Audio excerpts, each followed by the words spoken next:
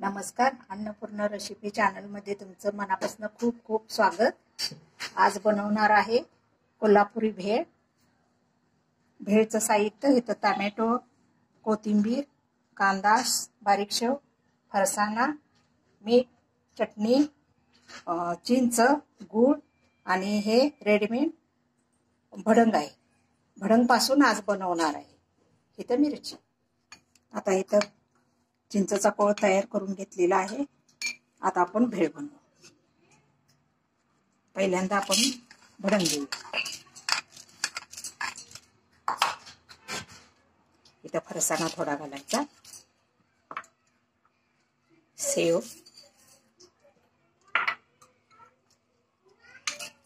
कांदा, कोथिंबीर, टोमॅटो, थोडं तिखट, थोडं मीठ,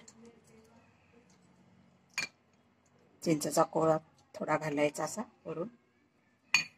आता हे एकत्रित करायचं।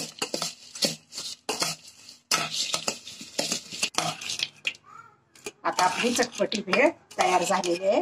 आता डिश मध्ये तयार करू। आता ही डिश तयार झालेली आहे चटपटी। आता चटपटी भेळ तयार झालेली आहे। तुम्ही करून पहा आणि कमेंट नक्की करा आणि लाईक करा।